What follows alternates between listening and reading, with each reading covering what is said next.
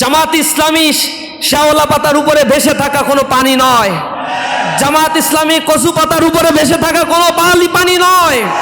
জামাত ইসলামীর শেকড় অনেক গভীরে। যেই যাত্রা শুরু হয়েছে হযরত ইব্রাহিম আলাইহিস সালাতু ওয়াস সালামের মধ্য দিয়ে, এই যাত্রা কিয়ামত পর্যন্ত চলবে ইনশাআল্লাহ।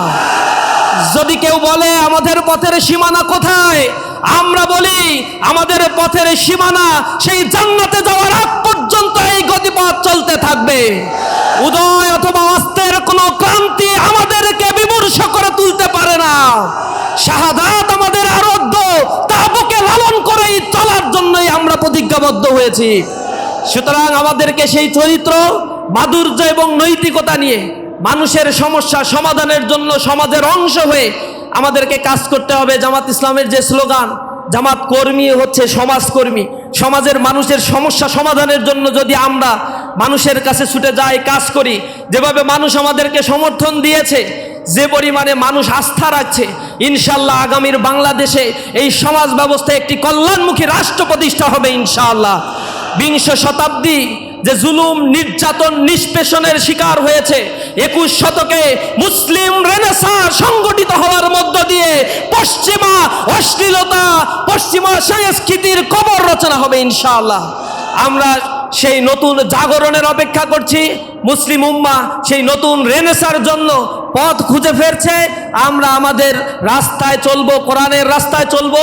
কোরআন অনুযায়ী এই সমাজ ব্যবস্থাকে গড়ে তোলার জন্য নিজ নিজ জায়গা থেকে প্রস্তুতি গ্রহণ করব, সমাজকেও গড়ে তুলবো ইনশাআল্লাহ। সে আশাবাদ ব্যক্ত করে আমার কথা শেষ করছি। আসসালামু আলাইকুম ওয়া রাহমাতুল্লাহি ওয়া বারাকাতুহু।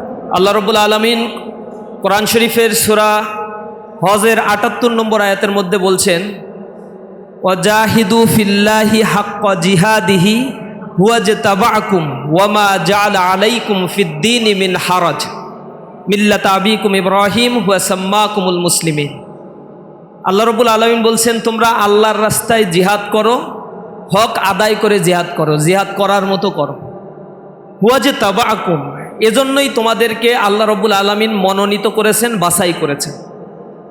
এই আয়াতের ব্যাখ্যা যখন প্রফেসর গোলাম আজম রহিমাহুল্লাহ তিনি করতেন, তিনি বলতেন আল্লাহ রাব্বুল আলামিন যেহেতু আমাদেরকে বাছাই করেছে, চোখ থেকে পানি পড়ে যেত তার। তিনি বলতেন, আল্লাহ তুমি আমাদেরকে আর ছাঁটাই করে দিও না। একবার এই রাস্তায় আসার পরে, হেদায়েতের রাস্তায় আসার পরে গোমরাহি যদি কেউ হয়ে যায়, তার মতো আর হতভাগ্য কপাল আর কারো থাকে না। এজন্য আল্লাহ রাব্বুল আলামিন আমাদেরকে যেহেতু বাছাই করেছেন, এবং নামাজের মধ্যে দোয়ায় আমরা আল্লাহর কাছে হাত তুলে প্রার্থনা করে বলি, আল্লাহ যেহেতু তুমি আমাকে হেদায়েত দিয়েছো, বাদা ইজ হাদাইতানা ওয়া হাবলানা মিন লাদুনকা রাহমা, আমাদেরকে হেদায়েত দেওয়ার পরে আর গোমরাহ করো না, আর তোমার রহমতের চাদরে আমাদেরকে তুমি আবৃত করে রাখো।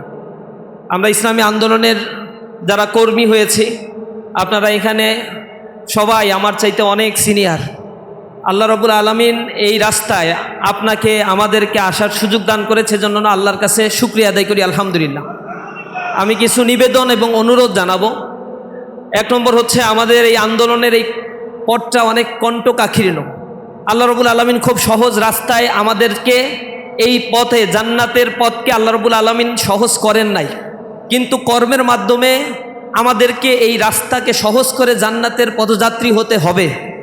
এই কারণে আমাদের পেছনে যত আন্দোলনের পরিসর বড় হতে থাকে, তত ষড়যন্ত্র আমাদেরকে আচ্ছন্ন করতে থাকে।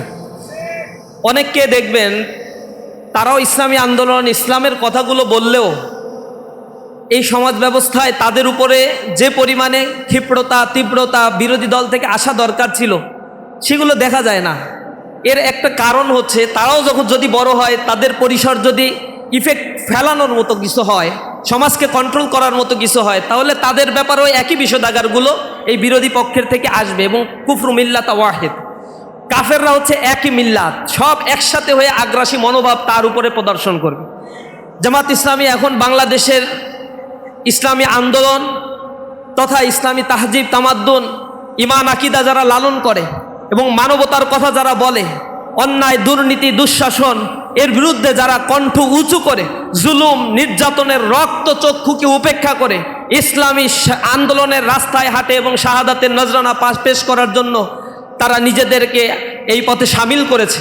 এই মানুষদের উপরেই এখন জুলুম, নির্যাতন, নিষ্পেষণ, ব্লেম, গালি গালা সব কিছুই তাদের উপরে আসবে।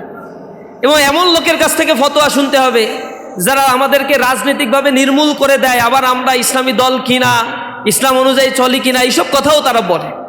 তো এগুলো যারা বলে আমরা তার প্রত্যুত্তর দিই না। পার্সোনালি আমি তো দেই না, ছাত্র শিবিরের দায়িত্বশীলদের আমরা এই দিয়ার ক্ষেত্রে বলেছি এইসব কাজ পেছনে থেকে যারা আমাদেরকে ঠেলে ধরে তাদের কাজ হচ্ছে পেছনে থাকা, আমাদের কাজ হচ্ছে সামনে এগিয়ে যাওয়া। পেছনের দিকে তাকালেই আমাদের সমস্যা। আমাদেরকে যারা শেষ করে দিতে চায় তাদেরকে আমরা বলি, আমারে ঘর ভাঙিয়াছে যেবা আমি বাঁধি তার ঘর, আপন করিতে খুঁজিয়া বেড়াই যে মোরে করেছে পর, যে মোরে করেছে পথের বিভাগী, পথে পথে আমি ফিরি তার লাগি, দীঘল রজনী তার তরে জাগি, ঘুম যে হরেছে মোর, আমারে ঘর ভাঙিয়াছে যেবা আমি বাঁধি তার ঘর। যে আমাকে ধ্বংস করে দিতে চায় আমরা তাদেরকে বুকে আলিঙ্গন করে নেই। যে দ্বারা আমাদেরকে রাজনৈতিক নির্মূল করতে চায় আমরা তাদেরকে ভালোবাসা দিয়ে তাদের রাজনৈতিক ওই বাঁকা পথ থেকে সোজা সিরাতুল মুস্তাকিমের পথে তাদেরকে নিয়ে আসতে চায়। এজন্য গালিগালাজ করে কোনোভাবেই কোনো আদর্শকে ধ্বংস করা সম্ভব নয়।